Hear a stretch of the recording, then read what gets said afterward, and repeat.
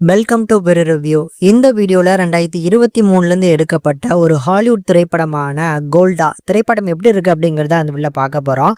இந்த திரைப்படம் இப்போ தமிழ் டப்பிங்கோட வெளிவந்திருக்கக்கூடிய ஒரு ஹிஸ்டாரிக்கல் வார் ஆக்ஷன் த்ரில்லர் மூவிங்க. அண்ட் ஆல்சோ பார்த்தீங்கன்னா ஒரு பயோகிராஃபி ஃபிலிம் அப்படின்னு கூட சொல்லலாம். இந்த படத்தோட கதை யாரை பற்றின கதை அப்படின்னா, இஸ்ரேலை சேர்ந்த முதல் பிரைம் மினிஸ்டரை பற்றின ஒரு கதை. ஸோ அவங்க இருந்த பீரியடில் அவங்க நாட்டுக்கு வந்த ஒரு பெரிய த்ரெட், ஒரு வாரை பார்த்தீங்கன்னா அவங்க எப்படி கையாண்டாங்க அப்படிங்கிறத சுற்றி தான் இந்த படத்தோட கதை. கரெக்டாக 1973 நடந்த அந்த ஸ்டோரியை அவங்க கரண்ட்டில் ஒரு ஸ்டேட்மெண்ட்டாக கொடுக்குற மாதிரி இந்த கதையை ஸ்டார்ட் பண்ணுறாங்க.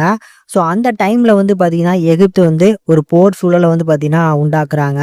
ஸோ அதில் இஸ்ரேல் பார்த்தீங்கன்னா அதை எப்படி கையாண்டாங்க, அதில் நம்ம பிரைம் மினிஸ்டராக இருக்கக்கூடிய அவங்க பார்த்தீங்கன்னா எந்த மாதிரியான டிசிஷன் எடுத்தாங்க, எந்த மாதிரியான பிளான்ஸ் போட்டாங்க அப்படிங்கிறத சுற்றி தான் இந்த படத்தோட ஹைலைட்டு. எனக்கு இந்த படம் பார்க்கறதுக்கு நல்லா இருந்துச்சுங்க. வழக்கமான ஒரு டாக்குமெண்ட்ரி ஃபிலிம் அப்படின்னாலே கொஞ்சம் போரிங்காக இருக்கும்.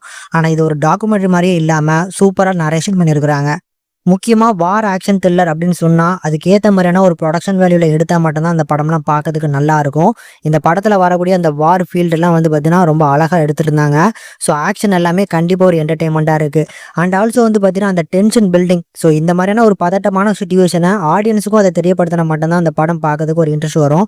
ஸோ அந்த இன்ட்ரெஸ்ட் வர அளவுக்கு ஒரு நல்ல ஸ்க்ரீன் பிளே கொடுத்துருக்குறாங்க. தென் இந்த படத்தில் அங்கங்கே சில ரியல் ஃபுட்டேஜஸும் யூஸ் பண்ணியிருந்தாங்க. அதுவுமே ஒரு நல்ல சப்போர்ட்டை கொடுத்துருந்துச்சு. பர்ஃபார்மன்ஸைஸ் பார்த்தோம்னா நடிச்சிருக்கக்கூடிய எல்லாருமே சூப்பராக பண்ணியிருந்தாங்க.